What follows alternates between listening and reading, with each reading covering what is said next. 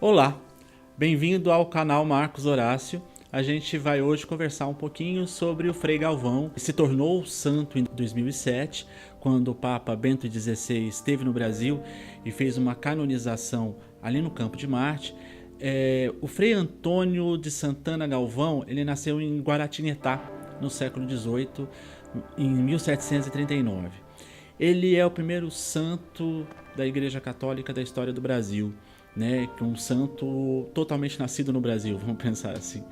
Ele nasce numa família muito devota, né, no Vale do Paraíba, aqui em São Paulo. O pai dele faz parte da Ordem Terceira de São Francisco de Assis. A mãe de Frei Galvão é uma mulher muito piedosa também. Quando ela morre, né, de maneira prematura. Ela doa todas as suas roupas aos pobres. Ela tem uma história de piedade muito grande, de caridade. Ela é conhecida muito por isso.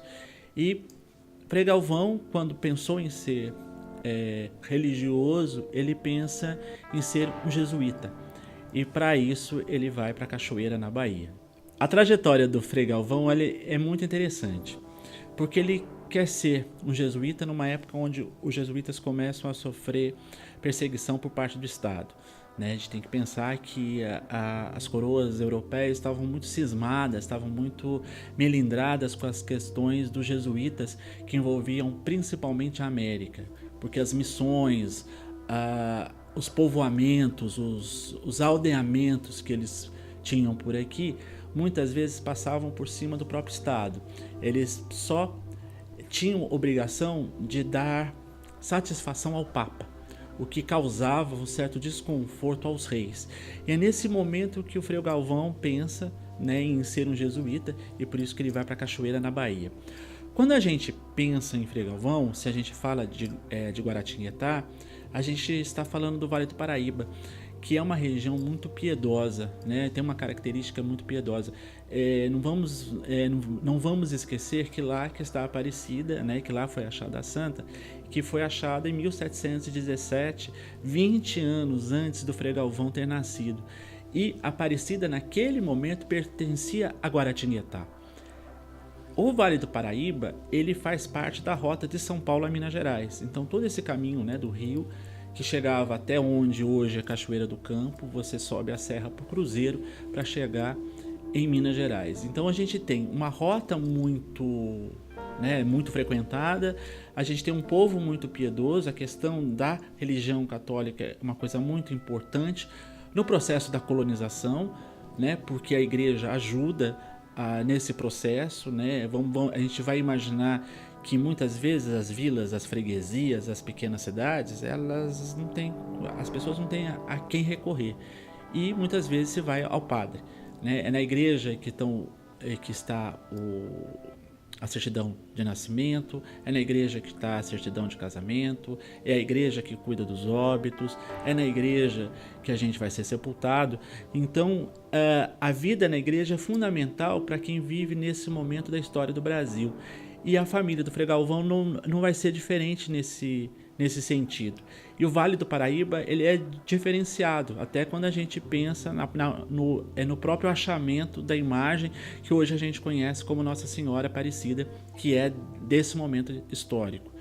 O Frei Galvão, então, pretende ser um jesuíta. Nessa época que a gente está conversando, vem de uma província muito religiosa, vai para a Bahia, vai estudar com jesuítas, vai para Cachoeira, depois vem para Taubaté, acaba indo para Itaboraí, no Rio de Janeiro, e nesse processo os jesuítas são expulsos do Brasil em 1759. Né? Portugal é o primeiro país da Europa a expulsar os jesuítas do seu próprio estado. E nesse sentido, até por conselho do pai, ele resolve se tornar um franciscano.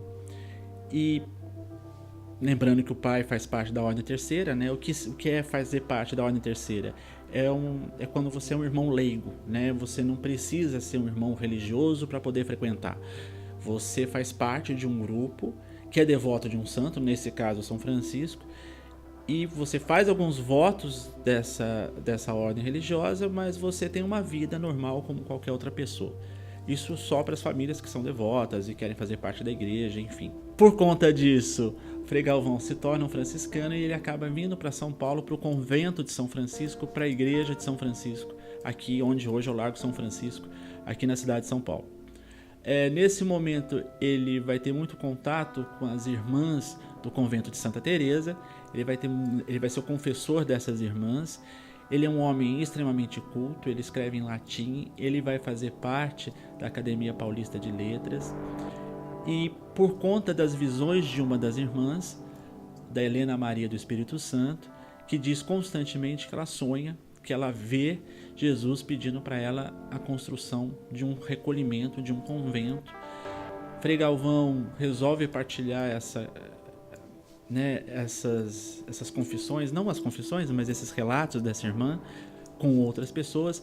Verificaram que essa história poderia ser verdadeira e eles resolvem construir o que é hoje o Convento da Luz, ali na Avenida Tiradentes, aqui em São Paulo, que hoje é o Museu de Arte Sacra de São Paulo.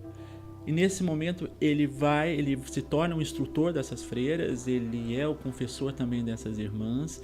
Essas irmãs inicialmente saem do convento de Santa Teresa, vão para o Convento da Luz, que também vai funcionar como um recolhimento, não só para ter as irmãs, mas as irmãs, as tradicionais freiras, mas sim também para educar as meninas de famílias paulistas que podem ficar lá até poder se casar e aprender boas maneiras, enfim, tudo aquilo que uma mulher da época precisava aprender. E ele também vai passar por alguns apuros, porque não basta só ter o convento, mas a questão que se os jesuítas estão sendo perseguidos, se o Estado naquele momento ele quer se fortificar, ele está muito preocupado com a questão das ordens religiosas. A gente também está no momento da história do Brasil que o ouro de Minas Gerais vai trazer uma preocupação muito grande para a coroa portuguesa. A coroa vai dificultar o máximo possível a abertura de mosteiros ou conventos por conta do desmando do ouro. Ela tem medo ela não quer favorecer a nenhuma instituição que possa se dar bem com o ouro ou fazer qualquer tipo de contrabando ou qualquer coisa nesse sentido. O Frei Galvão, desde o começo, afirma que o Convento da Luz é um recolhimento, para não dizer que é um convento, e poder passar pelo Marquês de Pombal, em Portugal. Em alguns momentos, o convento ele chegou a ser pedido para ser fechado. E aí contou-se com as próprias irmãs que moravam lá para dizer, para que se rebelaram contra o governo paulista, dizendo que elas não iam tolerar o fechamento do convento. E quando também, algumas vezes, que o Frei Galvão era ameaçado de ser transferido do convento, as irmãs faziam a mesma coisa, e muitas vezes a própria população de São Paulo. Ele vai ser considerado uma pessoa muito culta, ele vai ser uma referência de piedade, e ele, além de tudo, ele vai ser um arquiteto, porque a gente percebe que ele faz algumas intervenções na Igreja de São Francisco, aqui em São Paulo. Ele constrói o Convento da Luz, aqui em São Paulo. Ele faz o Convento de Santa Clara, em Sorocaba. Então ele é um homem também importante para se estudar em História da Arte. Sempre os doentes iam ao Frei Galvão para pedir alguma ajuda, algum remédio, alguma coisa, e em muitos momentos ele não tinha nada para dar. A saída que ele encontrou foi escrever um trecho de uma oração a Nossa Senhora. Ele era muito devoto à Imaculada Conceição, mesmo no mundo onde a questão da Imaculada Conceição ainda não era um dogma de fé. Ele escrevia um trecho dessa oração, fazia num papel, ele fazia uma bolinha, uma pílula e dava para as pessoas. A história é que essas pílulas ajudavam as pessoas a melhorarem de saúde.